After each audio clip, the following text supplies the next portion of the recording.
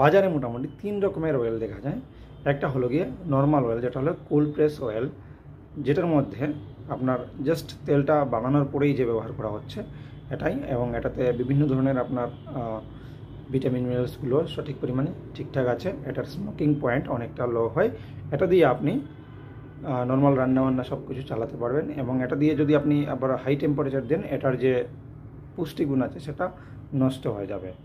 এবং এই cold press অয়েলকেই refined করার পরে বিভিন্ন প্রসেসের মাধ্যমে রিফাইন্ড করে দেওয়া হয়, করে দিয়ে ওখান থেকে ইম্পিউরিটিস সরিয়ে নেওয়া হয়, এবং এটা থেকে বিভিন্ন ধরনের গন্ধ সরিয়ে নেওয়া হয়, সরিয়ে একটা মানে জাস্ট রিফাইনিং প্রসেসের মাধ্যমে নিয়ে যাওয়া হয়, গিয়ে যে তেল পাওয়া যায় সেটা হলো গিয়ে রিফাইন্ড অয়েল। এই রিফাইন্ড অয়েল কিন্তু আপনার স্মোকিং পয়েন্টটার বেশি আছে, এবং এটা দিয়ে আপনি ভাজাভুজি করতে পারবেন, এটাকে আপনি ডিপ ফ্রাইংয়ের জন্য ইউজ করতে পারবেন, কিন্তু রেগুলার কুকিংয়ের জন্য এটা আপনার আদর্শ সোর্স না আমি বলতে পারি।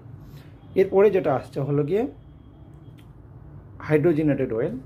একটা প্রসেসের মাধ্যমে আরও রিফাইন্ড করা হয় তেলটাকে, করে এটাকে মোটামুটি একটা ভেজিটেবল ঘি এর মতো বানিয়ে দেওয়া হয়, যেটা হলো ঠান্ডার সময়ে এটা জমে যায়। তো এই যে তেল বা ফ্যাট, এটাকে ইউজ না করাই ভালো রান্নার জন্য, কারণ এতে ট্রান্স ফ্যাট রয়েছে এবং এতে হাই পরিমাণে স্যাচুরেটেড ফ্যাটি অ্যাসিড রয়েছে, যেটা আপনার জন্য অবশ্যই আনহেলদি।